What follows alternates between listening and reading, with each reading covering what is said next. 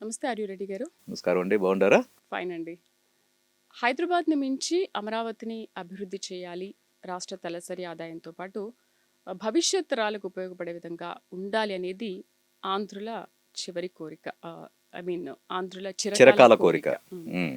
So ఏంటి మరి హైదరాబాద్ను ఇలా చేశారు కాబట్టి అమరావతిని కూడా అలా నిర్మించబోతున్నారా?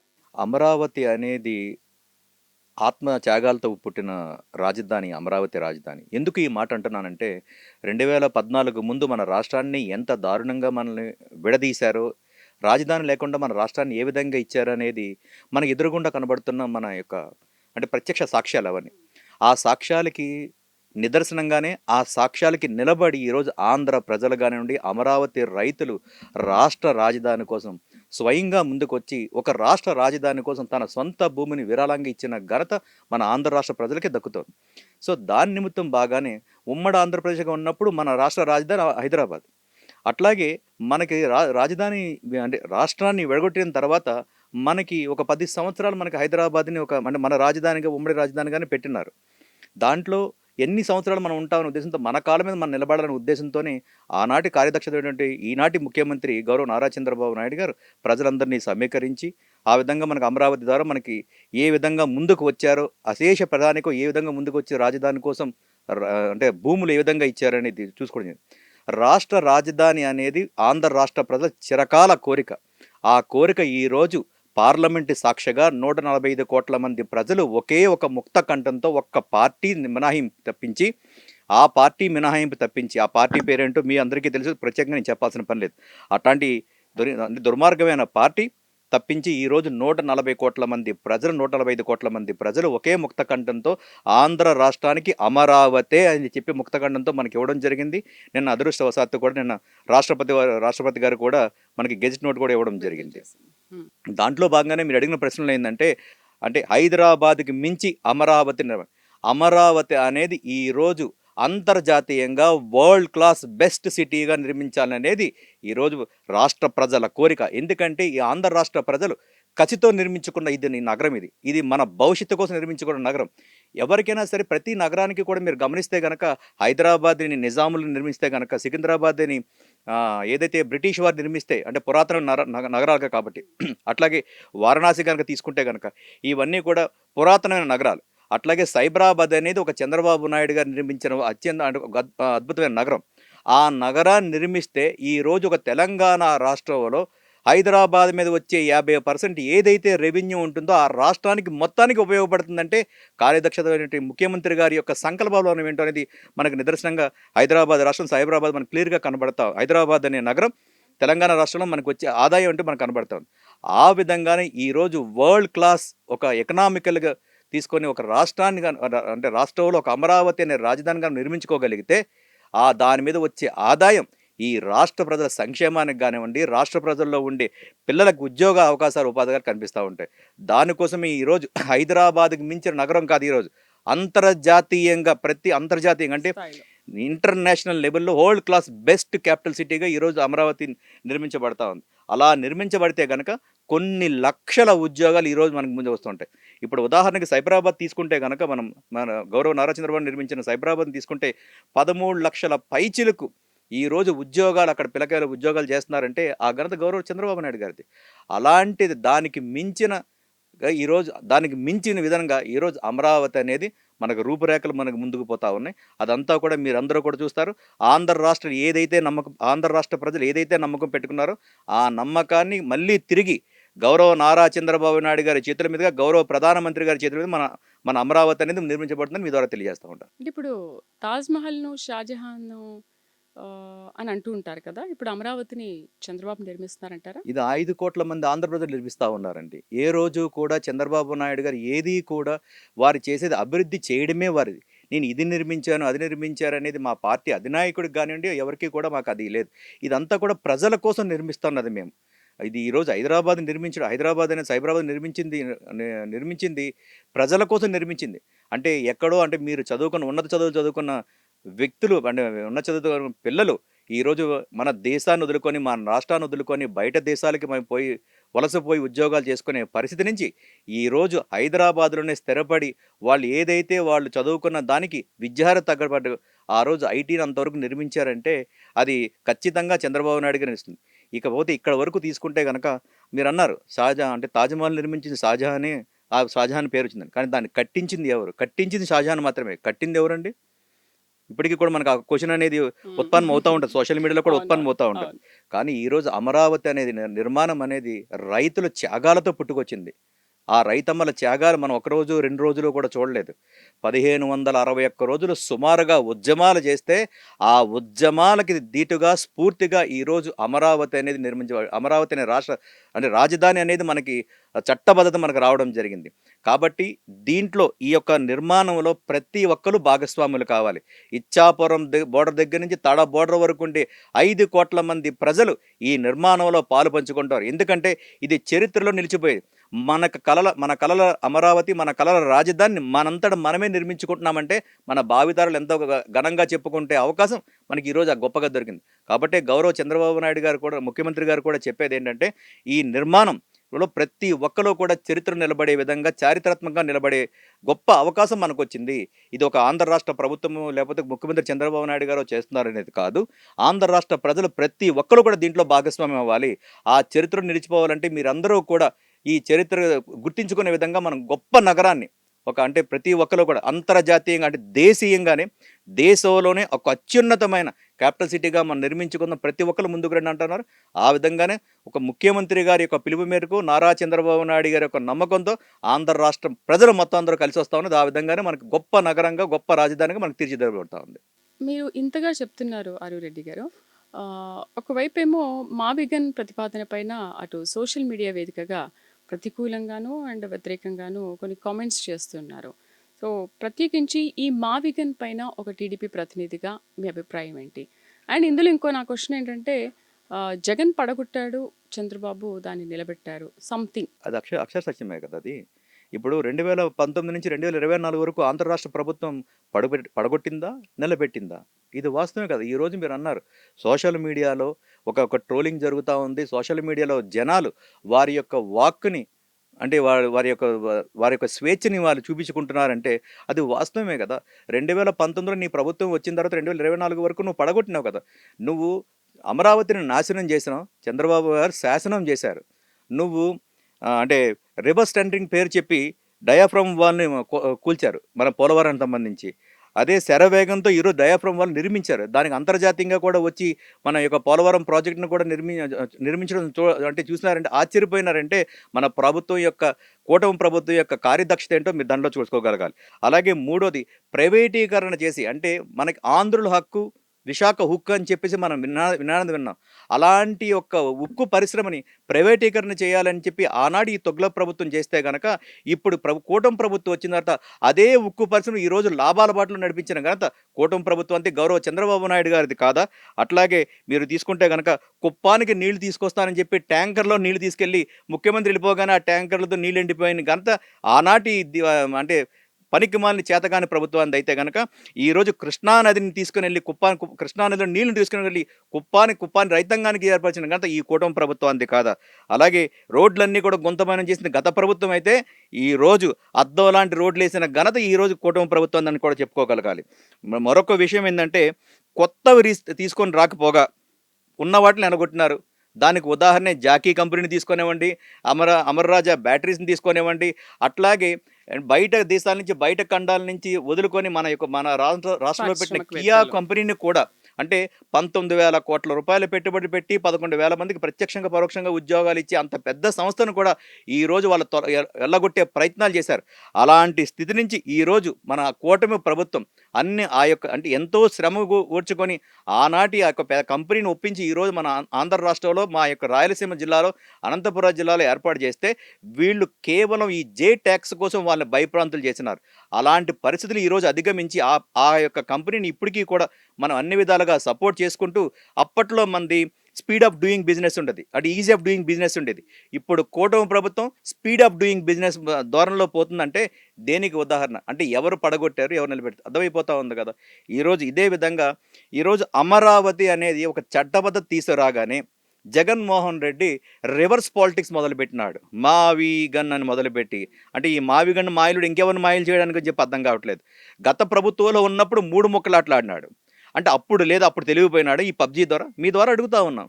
మరి ఇలాంటి మాటలు ఎవరిని నీకు ఉద్ధరించడానికి, నీ రాజకీయ పబ్బాల కోసం ప్రజల్లో ఇంకా అయోమయం సృష్టిస్తావంటే 5 కోట్ల మంది ప్రజలు రాష్ట్ర రాజధాని విషయంలో క్లియర్ కట్గా ఉన్నారు. నీ మాయ మాటలు నమ్మడానికి 5 కోట్ల మంది ప్రజలు రెడీగా లేరు. కాబట్టి దీనికోసమే ఈరోజు ఒక కామెడీ పీస్ అయ్యాడని చెప్పి ఆ మావిగన్ వ్యక్తికి మీ ద్వారా తెలియజేస్తా ఉన్నాం. ఈరోజు మీరు గూగుల్లో ఎవరైనా మీరు గూగుల్లో సెర్చ్ చేస్తే కామెడీ పీస్ ఎవర్రా అంటే కనుక మా పులివెందుల శాసనసభ్యుడు ఉంటాడు. కాబట్టి ఇలాంటి ఆలోచన, ఇలాంటి ధోరణి ఉన్నంత వరకు కూడా ఈ ప్రజాస్వామ్యంలో ఖచ్చితంగా ఇలాంటి ట్రోలింగ్ సహజమని మీ ద్వారా తెలియజేస్తా ఉన్నాం. ఓకే. ఇప్పుడు ఆహ్, పోయినసారి ప్రభుత్వం మొత్తం పడగొట్టింది. మా కూటమి ప్రభుత్వం వచ్చాక ఇంతగా నిలబెట్టింది అని చెప్పి అది మీరు సత్యం కాదంటారా? చాలా అది చెప్తున్నారు. సత్యం ఓకే. కాదంటారా? మరి ఎందుకు అంటే ఇదంతా మీరు పబ్లిసిటీ ఏమైనా చేసుకుంటున్నారా అని మేము అనట్లేదు. ప్రజలు మీ ప్రతిపక్ష పార్టీలు ఏ మాట్లాడుతున్నారు. ప్రజలు మీరు అంటున్నారండి? చేస్తున్న వాటిని కేవలం ప్రచారానికి ఉపయోగించుకుంటున్నారు. పబ్లిసిటీకి ఇచ్చిన ప్రాధాన్యత ప్రజలకు ఎవరికి ఇవ్వట్లేదు కూటమి ప్రభుత్వం అనేది ఒక వాదన. సరే, మీ మంచి క్వశ్చన్ అడిగారు. మేము కూడా సమాధానం చెప్తాం. మళ్ళీ ఇలాంటి సమాధానం ఇలాంటి ప్రశ్న ఉత్పన్నం కాకుండా ఆ నోర్లు మూయిపించే బాధ్యత నాది. ఈరోజు మీరు పబ్లిసిటీ అంటా ఉన్నారు. అంటే మేము సంక్షేమాలు చేయడం మేము పబ్లిసిటీయా? ఈ రాష్ట్ర ముఖ్యమంత్రి ఏసీ గోడలు వదులుకొని, ఏసీ గదులు వదులుకొని సామాన్యుడి దగ్గరకు వచ్చి ప్రతి నెల 1వ తారీఖున సంక్షేమాలు ఇవ్వడం పబ్లిసిటీనా? 1వ తారీఖున ఎన్టీఆర్ భరోసా ద్వారా, అంటే మీరు చెప్పినాడు కదా, ఈ ఈ మాయల పకీరు 2019 ఎలక్షన్ రాకముందు ఏం చెప్పినాడు? ప్రతి అవ్వకి, ప్రతి అక్కకి, ప్రతి అమ్మకి, ప్రతి తాతకి నేను 3,000 రూపాయలు పంపిస్తానని చెప్పి ఈ కొస నుంచి ఆ కొస వరకు చెయ్యి ఊపినాడు కదండి. ఆ వ్యక్తే కదా ఊపినాడు. మరి ప్రతి సంవత్సరం ఎంత ఎంత పెంచుకొచ్చిపోయినాడు. కానీ గౌరవ కార్యదక్షత వంటి నారా చంద్రబాబు నాయుడు గారు అధికారంలో రాగానే ఏ విధంగా చేసినారు? 4,000 రూపాయలు ఎన్టీఆర్ భరోసా ద్వారా ప్రతి ఒక్క అవ్వకి, ప్రతి ఒక్క చెల్లికి, ప్రతి అక్కకి ఈరోజు పెన్షన్ ఇస్తున్నారు కదా. ముఖ్యమంత్రి అనేవాడు ఏ రోజైనా సరే ఇలాంటి వ్యక్తులు, అంటే ప్రజాస్వామ్యం పట్ల కానీ ప్రజల మీద గట్ల కానీ గౌరవం లేని వ్యక్తి 4 గోళ్ల మచ్చుకొని బటన్ ఒత్తుతా, బటన్ ఒత్తా, బటన్ ఒత్తా అన్నారు. కాబట్టి ప్రజలు కూడా 2024లో ఏం చెప్పారు? మేము కూడా బటన్ ఒత్తుతామని చెప్పి బటన్ ఒత్తి 11 సీట్లకి పరిమితం చేసినారు. కానీ ఈరోజు మీరు అడిగిన ప్రశ్నలో కానీ వాళ్ళు కామెంట్ చేస్తున్న మాటల్లో కానీ ఈరోజు ముఖ్యమంత్రి గారు అన్నీ వదులుకొని సామాన్యుడి ఇంటికి వెళ్ళి వాళ్ళ సాధక బాధలు తెలుసుకోవడం అనేది అదొక పబ్లిసిటీనా? అట్లాగే నువ్వు అధికారంలోకి వచ్చిన తర్వాత 5 రూపాయల అన్నాన్ని నువ్వు అనగదొక్కినావు. ఈరోజు ప్రతి ఒక్క వ్యక్తికి, ప్రతి పేదవాడికి 5 రూపాయల అన్నం ఎన్టీఆర్ క్యాంటీన్ ద్వారా ఈరోజు అన్నం పెడుతున్నాం. అది పబ్లిసిటీనా? 1వ తారీఖున ప్రభుత్వ ఉద్యోగులకి మేము జీతాలు ఇవ్వడం అది పబ్లిసిటీనా? అంటే సాగునీటి ప్రాజెక్టులను రివర్స్ టెండరింగ్తో నీ యొక్క అనీనీలు కట్టబెట్టాలని చెప్పేసి వర్క్ బాగా చేస్తున్న కంపెనీలందరినీ కూడా పక్కన పెట్టుకొని రివర్స్ టెండరింగ్తో రివర్స్ ప్రభుత్వం చేసిన నువ్వు ఈరోజు కూటమి ప్రభుత్వం ప్రజల యొక్క అండదండతో ప్రతి ఒక్క కార్యక్రమాన్ని కూడా ఒక దిశానిర్దేశంతో చేసుకుంటూ పోతా ఉండవు. అది పబ్లిసిటీనా? ప్రజలకి మేము ఏం చేస్తున్నాం అనేది ఈరోజు పబ్లిసిటీ చేయాల్సిన అవసరం లేదండి. సోషల్ మీడియా కానివ్వండి, ఈరోజు ఒక టెక్నాలజీ అభివృద్ధి చెందింది. ఈరోజు మనం ఇక్కడ ఏం మాట్లాడుతున్నాం బయట వ్యక్తికి తెలిసే పరిస్థితి ఈరోజు టెక్నాలజీ అంత అభివృద్ధి చెందింది. ఓకే. అలాగే కూటమి ప్రభుత్వం, ప్రజాప్రభుత్వం ఏం చేస్తుందనేది ప్రతి ప్రధానికానికి తెలుసు. దానికి ప్రత్యేకంగా ప్రభుత్వం కానివ్వండి, పార్టీలుగా మాకు కానీ పబ్లిసిటీ అవసరం లేదు. ఎందుకంటే మేము పబ్లిక్ నుంచి వచ్చిన వాళ్ళం. మేము సెంట్రల్ జైలు నుంచి జైలు గోడల మధ్యలోంచి అవినీతి సంపాదనతో వచ్చిన వ్యక్తులం కాదు కదా మేము పబ్లిసిటీ చేసుకోవడానికి. మా దగ్గర వర్త్ ఉంది. మేము ఇది చేశామని చెప్పుకోవడానికి మాకు ఆ శక్తి సామర్థ్యాలు ఉన్నాయి. గౌరవ చంద్రబాబు నాయుడు గారి దగ్గర ఆ యొక్క శక్తియుక్తులు ఉన్నాయి కాబట్టే ప్రజలు ఆయన నమ్మి ఈరోజు అఖండమైన మెజారిటీతో మమ్మల్ని కూర్చోబెడతా ఉంటే ఆ యొక్క ప్రభుత్వం ప్రజలకు బాగా పనిచేస్తుంది, ప్రజలు అభివృద్ధి చెందుతున్నారనే ఉద్దేశంతో ఈ విధమైన మాటలు మాట్లాడుతున్నారే కానీ ఏ రోజైనా సరే మీరు సాంప్రదాయబద్ధంగా కానీ సంస్కారంగా కానీ ఏ రోజైనా మీరు రాజకీయాలు మాట్లాడినారా? లేదు. ప్రభుత్వానికి ఏ రోజైనా మీరు సలహాలు ఇచ్చినారా? మరి సలహాలు ఇవ్వలేని మాటలు మీరు ఎందుకండి? వీళ్ళు మాటలు చెప్పే మాటలు ఎలా ఉన్నాయంటే అమ్మకు అన్నం పెట్టలేనోడు పిన్నమ్మకు బంగారు గాజులు చూపిస్తానన్న మాదిరిగా ఉంది. కాబట్టి ఇలాంటి మాటలు ఇంకా ముందైనా మానుకోకపోతే గనక అంటే రాజకీయాలే చేస్తున్నారు కానీ ఎక్కడ అభివృద్ధి గురించి ప్రతిపక్షాలు మిమ్మల్ని ప్రశ్నించట్లేదు అంటారా? అయితే ఖచ్చితంగా మీరు ప్రశ్నించండి. మేము ప్రజలు అడిగింది అదే కదా. మేము అడగడం ఏంటండి? ప్రజలు మీకు ఇచ్చారు. అయ్యా నీకు 11 సీట్లు ఇచ్చినాము, నీకు ఏదైనా సమస్య ఉంటే కనుక నువ్వు నడి రోడ్లో పెట్టి డ్యాన్స్ చేయబాకాయా, నువ్వు వచ్చి అసెంబ్లీలోకి వచ్చి నీ మాట ఏదో మా మాటగా మాట్లాడాయా అని చెప్పినారు. ఏ రోజైనా సరే ఈ వ్యక్తి యొక్క 11 టీం 11 ఏ రోజైనా సరే అసెంబ్లీకి వచ్చిందా? ప్రజా సమస్యల మీద ఏ రోజైనా మాట్లాడిందా? అంటే సమస్యలు లేవనే కదా ఉద్దేశం మీకు. మీరు అంటే ప్రతిపక్ష హోదా ఇవ్వలేదనే అసెంబ్లీకి రావట్లేదు అంటే అని ప్రతిపక్ష ప్రతిపక్షాలు హోదా అనేది మీరు కొత్తగా మీరు రాసుకున్న రాజారెడ్డి రాజ్యాంగంలో మీకు వచ్చిందా? అంటే ప్రతిపక్ష హోదా ప్రభుత్వం ఇవ్వాలనేది అది ఎవరిస్తారండి? చట్టబద్ధంగా రాజ్యాంగబద్ధంగా ఏదైతే ఉందో దానికే ఇస్తాను తప్పించి అధికారంలో ఏ పార్టీ ఉంటే అది ఇచ్చే పరిస్థితి లేదు కదా. ప్రజలే నీకు ప్రతిపక్ష పార్టీ ఇవ్వలేదు. నువ్వు రాసుకున్న రాజారెడ్డి రాజ్యాంగంలో ఏదన్నా ఉందంటే కనుక ఆ రాజ్యాంగాన్ని ఇక్కడ చూపిస్తానంటే కుదరదు. ఇక్కడ ప్రతి భారతీయుడు అంటే తను తూచా తప్పకుండా పాటించే రాజ్యాంగం ఒకటే. అది గౌరవ దాదాసాహెబ్ అంబేద్కర్ రాసిన రాజ్యాంగాన్ని ప్రతి ఒక్కరు కూడా అవలంబించాలేమో తప్ప నీ సొంత రాజ్యాంగాన్ని తీసుకొచ్చి మాకు ప్రతిపక్ష హోదా ఇవ్వలేదు, ప్రతిపక్ష హోదా ఇస్తేనే వస్తాము అని అనుకోవడం అనేది రాజకీయంగా మీకు పరిజ్ఞానం లేదు అని అనుకోవాలనేది నా భావన. కాబట్టి వీళ్ళు రాజకీయంగా అంటే ఒకటి బాగా అర్థం చేసుకోవాలండి. మాకు క్లియర్గా అర్థమైంది, ప్రజలకు కూడా అర్థమైంది ఏంటంటే కూటమి ప్రభుత్వం 175 నియోజకవర్గాల్ని అభివృద్ధి పరుస్తూ ఉంది. ఇంక్లూడింగ్ ఈ యొక్క టీమ్ 11 ఏదైతే పార్టీ ఉందో ఆ యొక్క పార్టీలో ఉండే నియోజకవర్గాల్ని కూడా ప్రభుత్వం అన్నీ కూడా ఒకటే కంటితో చూస్తూ ఉంది. అధికార పక్షమే కాదు, విపక్షమే కాదు, ఈ యొక్క ఏదైతే ఉందో టీమ్ 11 ఏదైతే ఉందో అన్ని నియోజకవర్గాలను అభివృద్ధి చేయాలనేది గౌరవ ముఖ్యమంత్రి గౌరవ నారా చంద్రబాబు నాయుడు గారి యొక్క ఆలోచన. ఓకే.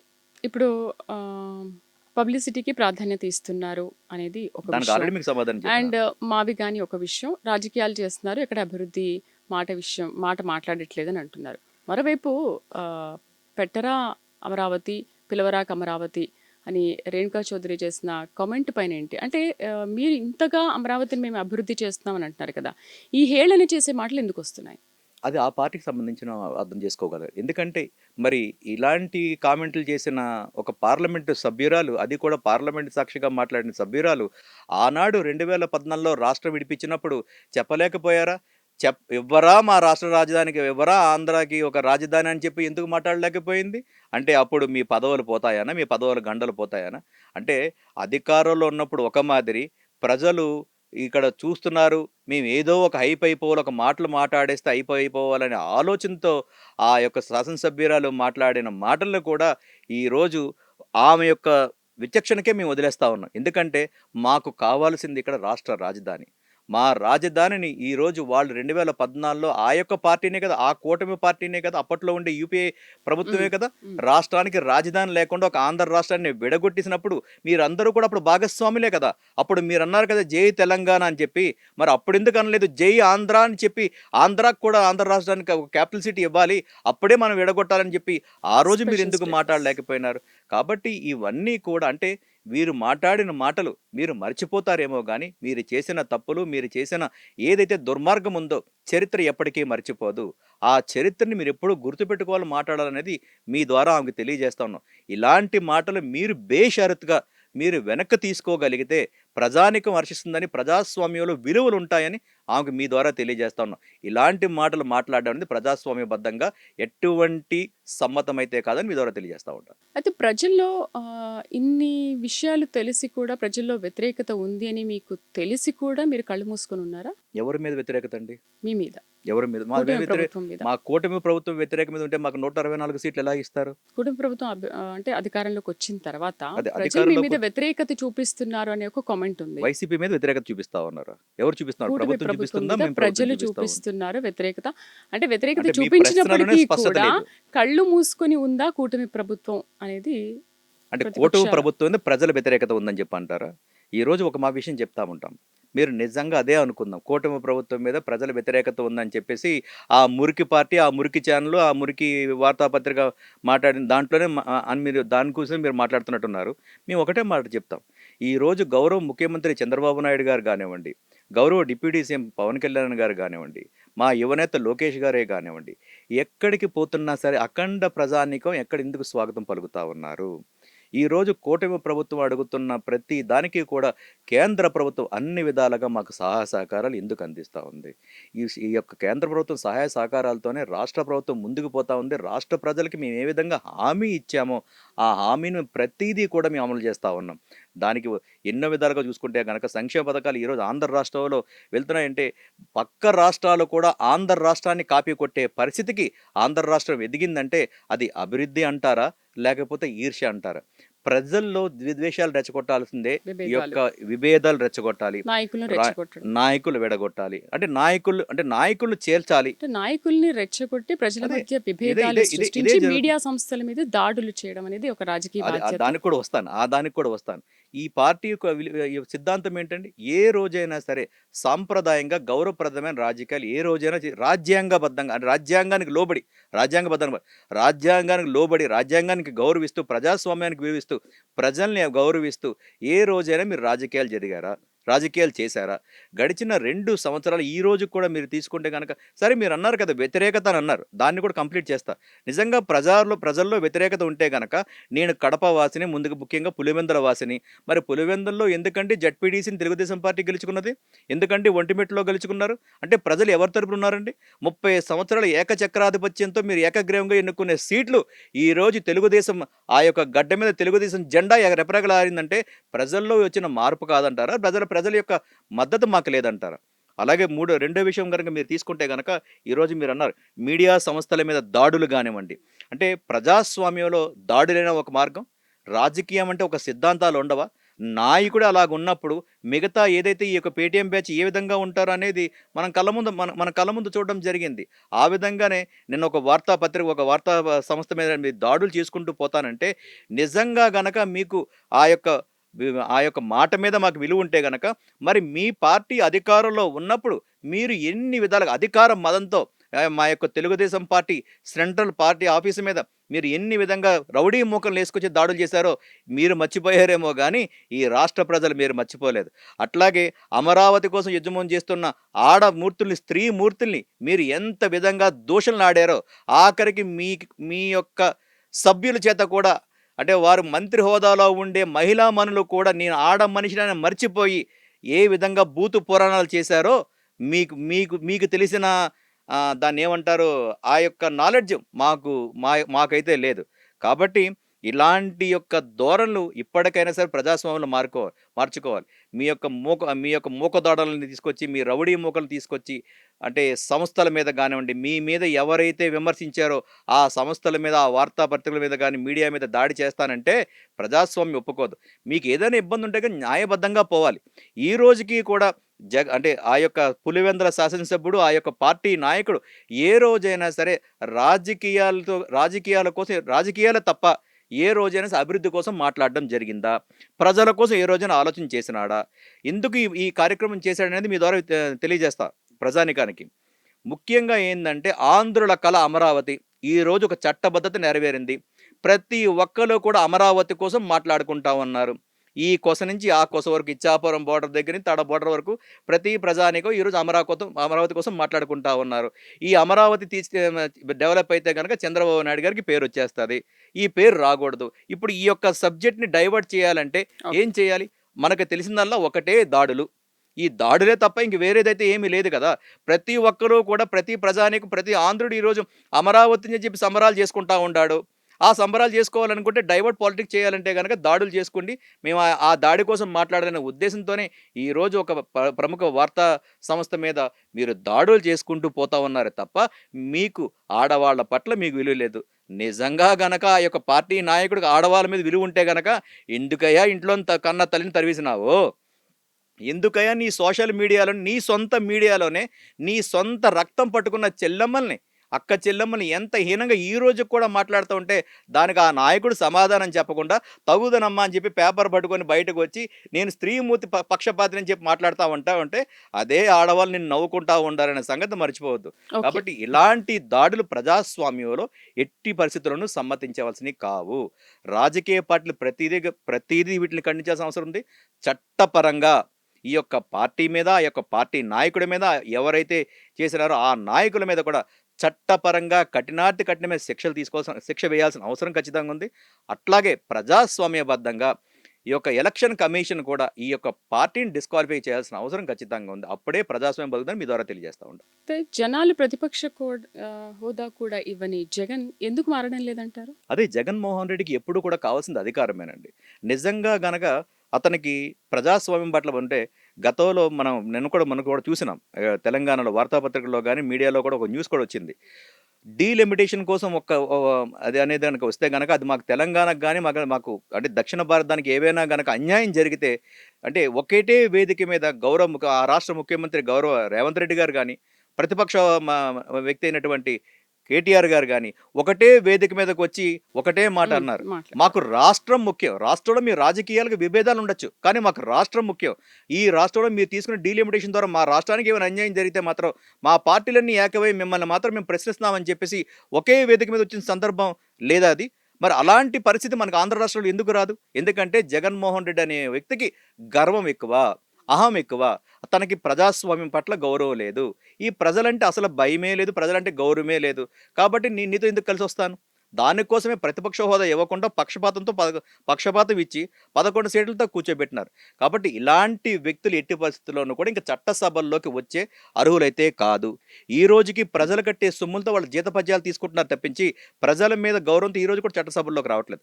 కాబట్టి ఇలాంటి 2029లో ఆ టీమ్ 11ని 1+1గా చేసి 2గా ఏర్పాటు చేసే పరిస్థితి ఖచ్చితంగా ముందు వస్తుందని ఆ విషయం అతనికి తెలుసు కాబట్టే తిరిగి మళ్ళీ డైవర్ట్ పాలిసీతో ముందుకు పోతా ఉన్నాడు. కాబట్టి ఇలాంటి వ్యక్తి దౌర్భాగ్యం రాజకీయాల్లో ఉండడం అనేది మన దౌర్భాగ్యం, ఆంధ్ర రాష్ట్రం చేసుకున్న దౌర్భాగ్యం. కాబట్టి రేపు 2029లో ప్రజలే న్యాయ నిర్ణేతలు, వాళ్ళే ఇంకా మంచి నిర్ణయం తీసుకుని ఈ పార్టీకి రాజకీయాలకు కూడా పనికి రాకుండా ఇంట్లో కూర్చోబెట్టే కార్యక్రమం ఈ ఆంధ్ర రాష్ట్ర ప్రజలు చేస్తారని మీ ద్వారా గట్టిగా చెప్తా ఉంటాం. మై లాస్ట్ క్వశ్చన్ రెడ్డి గారు, మీరు బిజినెస్ మ్యాన్ అండ్ ప్రొడ్యూసర్, చాలా మూవీస్ కూడా చేశారు, మీడియాలో కూడా వస్తున్నారని విన్నాము. మంచిదే కదండి. అంటే నాకు తెలియని విషయం మీరు కూడా చెప్పినారు. వ్యాపారం విస్తరించుకోవడంలో తప్పైతే ఏమీ లేదు. వ్యాపారపరంగా విస్తరించేసుకున్నామంటే ఇంకొంతమందికి మనం ఎంప్లాయ్మెంట్ ఇచ్చే అవకాశం ఉంటుంది. రాజకీయాలుగా సేవాభావంగా ఒకదారి ఎంచుకుంటా ఉన్నాము. అట్లాగే వ్యాపారపరంగా నన్ను నమ్ముకున్న నా సంస్థను కానివ్వండి, నన్ను నమ్ముకున్న నా యొక్క సభ్యులను కానీ వీళ్ళందరినీ కాపాడుకోగలగాలి. వ్యాపారంలో భాగంగానే, విస్తరణలో భాగంగానే మీలాంటి ఒక వ్యక్తుల యొక్క సలహాలతో కానివ్వండి, కొంచెం మీడియాలో కూడా రావడం అంటే సమాజానికి, అంటే మనం చేసే ఏ పనైనా సరే ప్రజలకి సమాజానికి మధ్యలో చేరువ ఏదైనా ఉందంటే అది ఒక మీడియా అనేది ఒక బ్రిడ్జ్ లాంటిది, వారధి లాంటి ఒక బ్రిడ్జ్ లాంటిది ఒక మీడియా అని అనుకుంటా ఉన్నాను. దాంట్లో భాగంగానే రావాలని అనుకుంటా ఉన్నాం. మీ అందరి సహకారంతో ఆ రంగంలోకి వచ్చి ఇంకా వేల మందికి, ఇంకా వందల మందికి ఉద్యోగాలు ఇచ్చే అవకాశం నాకు ఆ దేవుడు ఇస్తాడని మీ ద్వారా తెలియజేస్తాను. Thank you so much.